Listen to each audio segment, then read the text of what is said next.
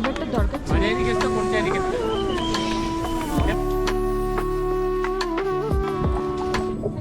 এই আমার উঠ।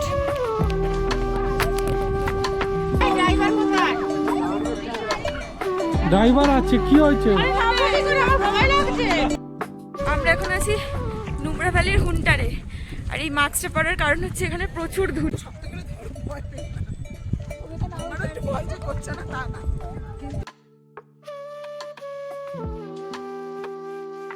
লাদাখ মানেই দুর্গম পার্বত্য উপত্যকা।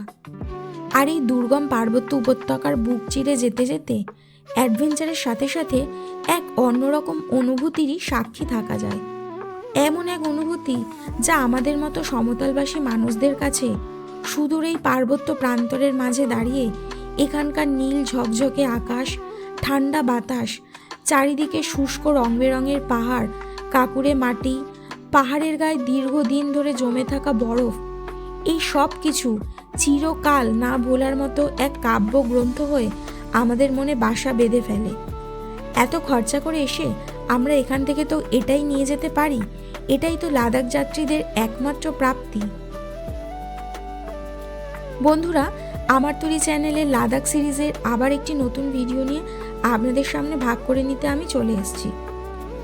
শ্রীনগর থেকে যাত্রা শুরু করে কিভাবে ধাপে ধাপে লাদাখ ঘোরা যায় সেই সমস্ত ভিডিও আমি আপনাদের সাথে ক্রমশ ভাগ করে নিচ্ছি।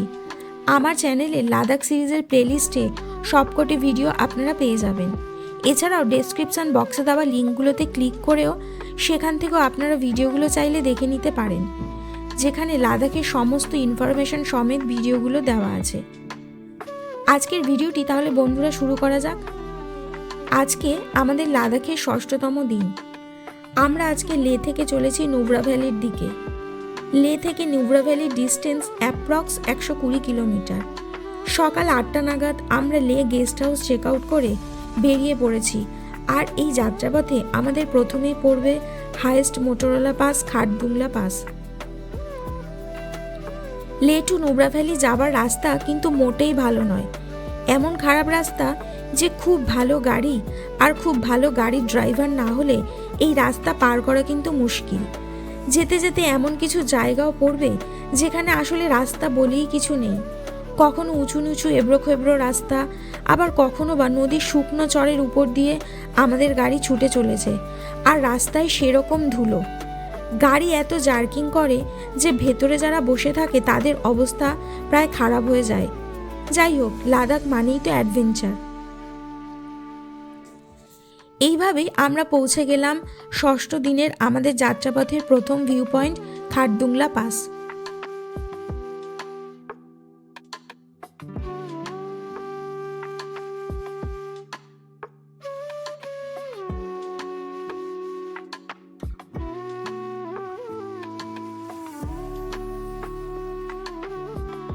$17,582 ফুট উচ্চতায় অবস্থিত এই খাটদুংলা পাসই হল লাদাখের সবচেয়ে উচ্চতম স্থান। চারিদিকে শুধু বরফ আর বরফ, মোটা বরফের আস্তরণ জমে আছে। তবে এখানে গাড়ি থেকে নামার পর বেশ ভালোই অস্বস্তি ফিল করতে পারছিলাম। একে তো নাক পুরো বন্ধ, নাকের বদলে পুরো নিঃশ্বাসটা মুখ দিয়ে নিতে হচ্ছিল, আর সাথে প্রচণ্ড কনকনে ঠান্ডা হাওয়া।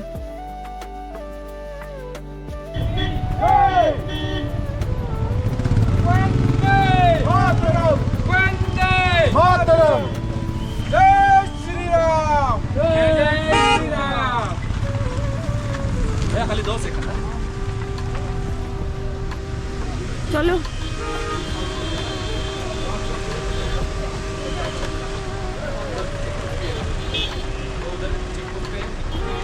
जय भवानी।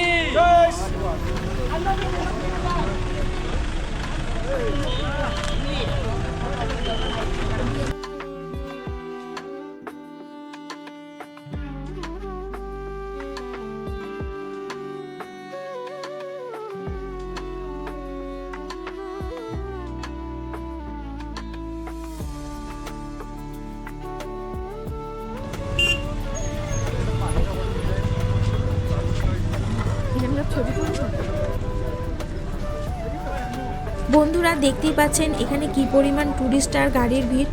সবাই সেলফি আর ফটো তুলতেই ব্যস্ত। আমরাও চটপট কিছু ফটো আর ভিডিও করে গাড়িতে উঠে পড়ি। হাই অল্টিটিউড হওয়ার জন্য বেশ ভালোই শ্বাসকষ্ট হচ্ছিল, তাই গাড়ির বাইরে খুব বেশিক্ষণ থাকাও যাচ্ছিল না। গাড়িতে উঠেই যেন একটু স্বস্তি পেলাম।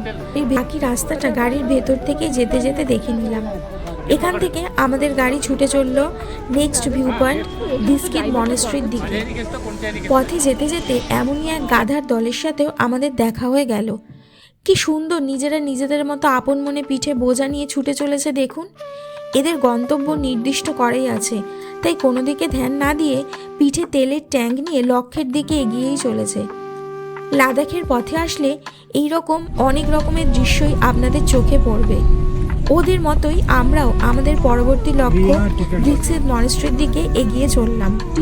এখানে একটা কথা আপনাদের জানিয়ে রাখি, ডিস্কিট মনেস্ট্রিতে এন্ট্রি নিতে গেলে মাথা পিছু 40 টাকা করে এন্ট্রি ফি দিতে হয়। আমরা 6 জন ছিলাম, তাই আমাদের টোটাল 240 টাকা দিতে হলো।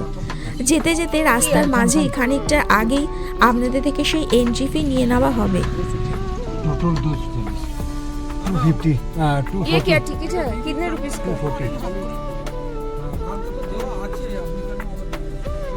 আমরা কজন আছি? কজন আছি? 6 জন 250। আচ্ছা। ডিস্কিট মনেস্ট্রি হলো নুব্রা ভ্যালির সব থেকে বড় ও পুরনো একটি মনেস্ট্রি, যেটি তৈরি করেছিলেন দলাই লামা। এখানে বিশাল একটি মৈত্রেয়ী বুদ্ধের স্ট্যাচু আছে। তবে এখানে আপনাদের গাড়ি থেকে নেমে একটু হেঁটেই উপরে উঠতে হবে। উপরে উঠতে কষ্ট হলেও উপরে গিয়ে অসাধারণ একটু ভিউ পেলাম। হয়তো আর কোনোদিনও আসতে পারবো কি না, তাই বেশ কিছু ফটো ও ভিডিও চটপট করে নিলাম।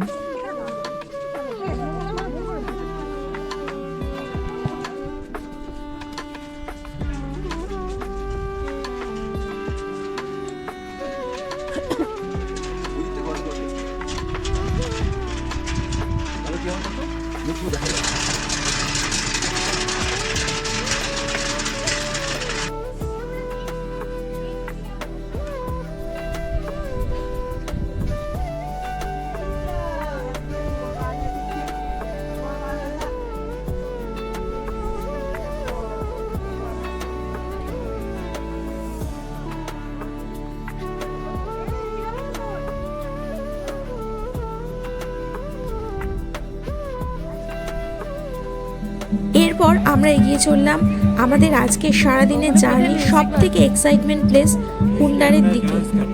কুন্ডার হলো লাদাখের নুব্রা ভ্যালিতে অবস্থিত একটি শীতলতম মরুভূমি। আর এখানেই দেখা মেলে কাদের বলুন তো?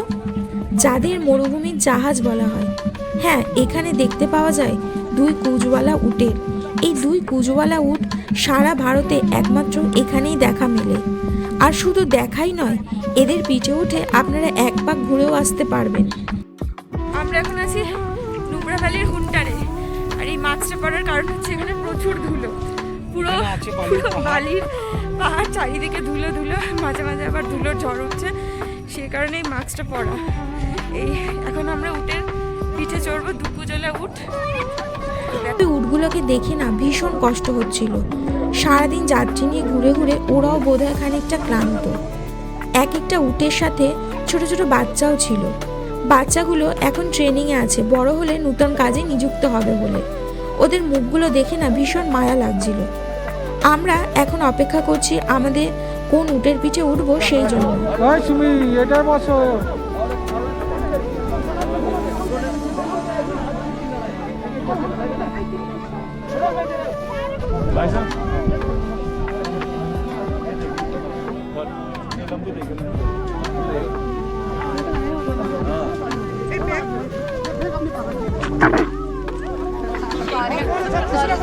हाँ तीसरा वो है।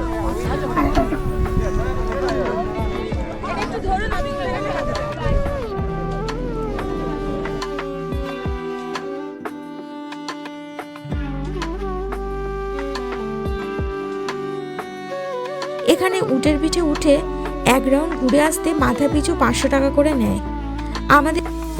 আমাদেরকে উটের পিঠে উঠিয়ে 8 ঘন্টা খানেক ঘুরিয়ে যথাস্থানে নামিয়ে দিল। আমরা কিন্তু ভীষণ মজা করেছি, সেটা আমাদের ভিডিওটা দেখেই বুঝতে পারছেন। তবে উটের পিঠে নামা আর ওঠার সময় না জানেন তো খানিকটা ভয় লেগেছিল, তবে একবার উঠে গেলে আর ভয় করে না, বেশ মজা হয়। একসাথে 5টা করে উট পরপর বেঁধে ওরা নিয়ে যায় এক একটা ট্রিপে।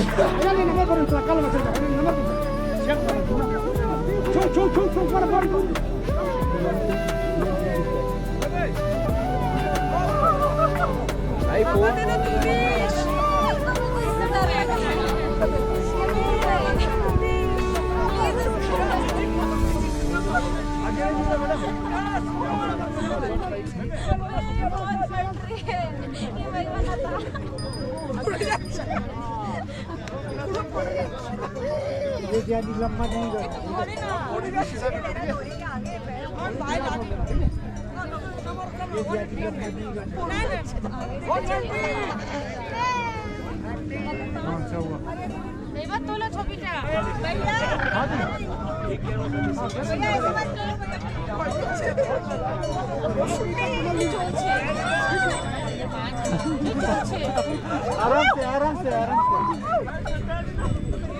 এদিকে তাকাও, এদিকে তাকাও। এই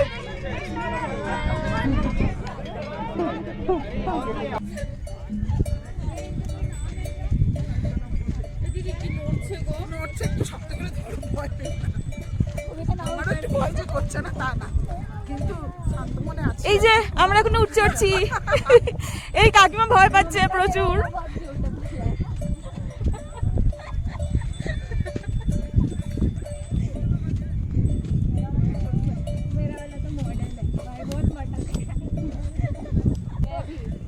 দারুণ মজা হচ্ছে, কিন্তু প্রথমে একটু ভয় পাচ্ছিলাম।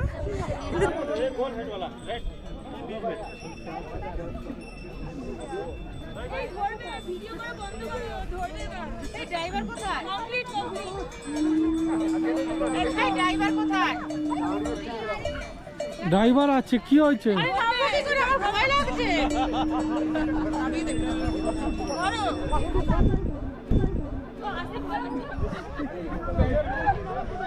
আরে নামবে নামবে,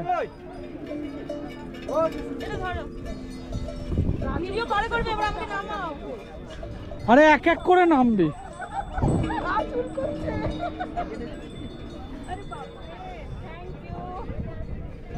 এক এক করে নামবে, ঠিক না হবে। ও কাকিমা ধরছি ধরছি, দাঁড়াও, এক এক করে নামবে।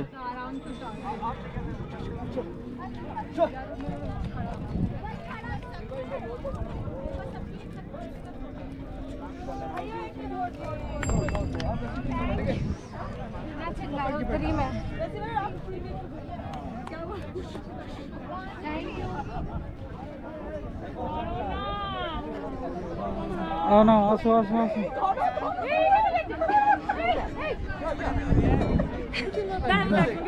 কাকিমাকে ধরো।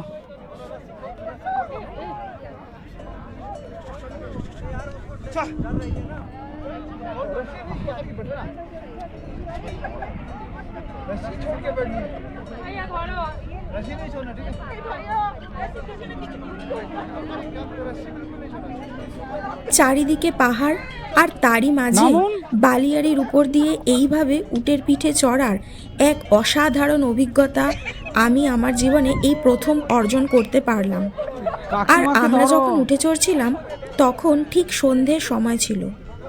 এত সুন্দর চারিদিকের দৃশ্য যে সেটা বলার মতো কোনো ভাষা আমার কাছে নেই। মেমোরিতে চিরকালের মতো এই অভিজ্ঞতা সঞ্চয় করে নিয়ে আমরা চললাম আমাদের জন্য নির্ধারিত গেস্ট হাউসের দিকে। আমাদের 6ষ্ঠ দিনের লাদাখ যাত্রা এখানেই শেষ। বন্ধুরা, আমার আজকের এই ভিডিওটি যদি তোমাদের ভালো লাগে অবশ্যই লাইক সাবস্ক্রাইব করে আমার পাশে থাকবে। আর কিছু জানার থাকলে কমেন্ট বক্সেও আমাকে কমেন্ট করে জানাতে পারো। লাদাখ যাত্রার পরের দিনের ভিডিও নিয়ে আবার খুব তাড়াতাড়ি চলে আসব তোমাদের সাথে ভাগ করে নিতে। ততদিনে সকলে ভালো থেকো, সুস্থ থেকো। ভিডিওটি দেখার জন্য সকলকে অনেক অনেক ধন্যবাদ।